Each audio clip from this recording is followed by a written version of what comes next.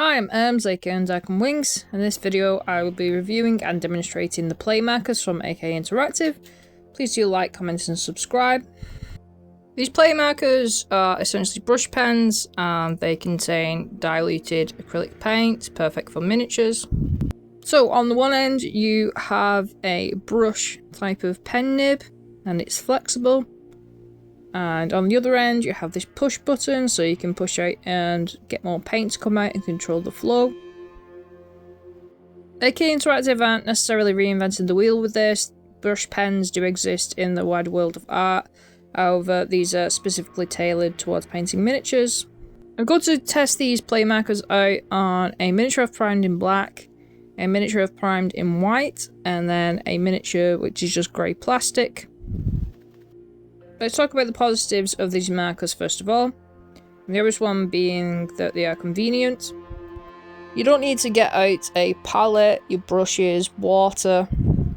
That makes them super easy and convenient for transportation as well. And you could even paint them on the go, say if you're on a train. You can get some miniatures painted up quickly before a game night, or even take them along with you to like a D&D or skirmish session. And these are a great way to introduce new people into painting who are a bit more apprehensive, or if you're someone yourself who's more interested in gaming than painting things up. On top of that, I can see these being really great for getting kids into painting up miniatures, and there's less mess and fussing around and knocking over paints and spills. These play markers are also great if you have motor ability issues with your hands or if you have coordination issues. I posted about these on my Instagram and somebody was talking to me about how they have dyspraxia and therefore have issues with coordination, and they can see how these would help them get into the hobby more and be able to paint things up better and quicker. In terms of the actual application of these brushes, I do think that the paints cover very well. They are opaque and have a nice dilution to them. The play markers in general have a really nice consistency and they have a good coverage, even on the white or the black models. I do find that the white prime models take to the lighter colours better, but that's just a general thing with light colours anyway. If you just wanted to slap some paint on after one coat, I do have to say it covers quite well just after one. But for better results, you're always better with at least 2 coats over the top of your models. The metallics in this range cover really nicely and are shiny. I find that they don't break apart the pigments, that you get one nice solid coat as you can see here. And these work equally as well over a black or a white primed model. And you can just see me using the gold paint there as well. That is a really nice colour that covers just as well as the silver. I really like the precision of these brush tips.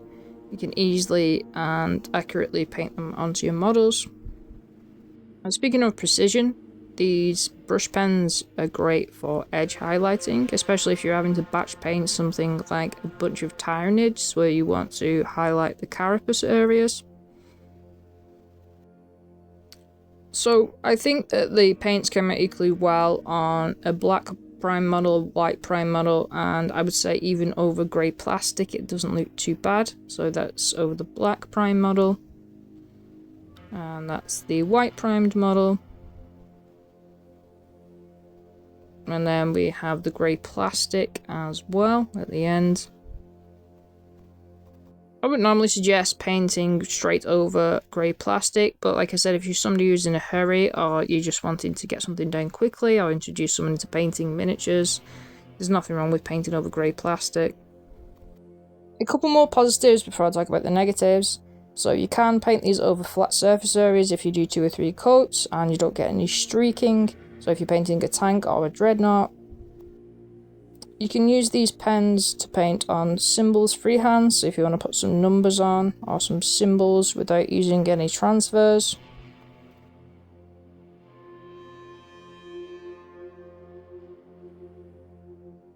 You can also wet blend with these pens. So wet blending is where you mix 2 colours together on the model.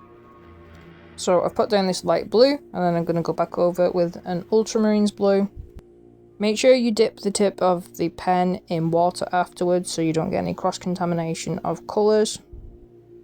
These paints don't dry instantly, but they do dry fairly quickly, so you have a bit of a time period where you could wet blend if you wanted to. So now that I've gone on about quite a few positives, let's have a look at some of the negatives. So one of the negatives I picked up on first of all is the fact that the brush tips aren't replaceable. So over time these might degrade or you might damage them. Another negative is that the brush tips are all the same size. I personally didn't have a hard time using them, but if you wanted to paint some more accurate things, a smaller tip might be better, or even a bigger brush tip if you want to paint up some tanks or some larger models. Another thing that you might find an issue with is controlling the flow and the amount of paint that comes out of these. When you press the button on the back, sometimes it will just come dripping out like this. So it might be worth you just dabbing it off on a piece of paper or a piece of tissue paper before you put them on the models, first of all, just so you have that control before you get used to it. Otherwise something like this could happen where it just comes pouring out. Another thing is that there are no washes within this range, although washes are always better, I would say, on a brush tip so you can get into all the nooks and crannies and recesses. I think that is something we're perhaps missing within this range. That isn't to say you couldn't dilute the paint further, which is within the pen markers. So here I've started to dip it into a water pot, and as you can see it's thinning the paint down. So that could be an option for you to create sort of a wash.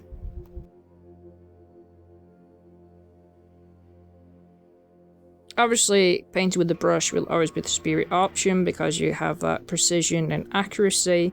You can dilute your paints differently with the wet palette, you can use stippling and glazing and such forth.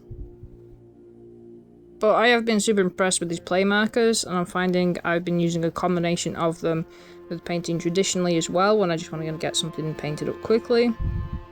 And personally I think these look better than using speed paints. The play markers are fantastic for convenience, getting things painted up quickly, and like I said, there's less mess and fuss with them. I know these markers won't be for everyone, but I personally really enjoyed painting with them. I'm someone who enjoys painting up high-end professional stuff, but also just messing around and getting things painted up quickly. And these were just super fun to use. You can get these play markers individually. There are also some in sets of 6, and there are some in sets of 3. And if you want to take the plunge, you can get the full 34 paints within a box set.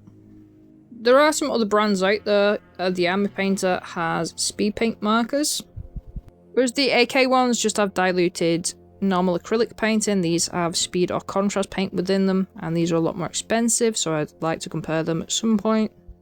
Whilst researching for this video, I found you can buy empty versions of these marker pens with different brush tips on them, so that's going to be another video for the future where I try and make my own. As always, thank you for watching. You can support me on Patreon and see my other social media stuff in the link in the description below. As always, remember to enjoy your hobbies for yourself, and at the end of the day, just war dollies. I'll see you in the next one.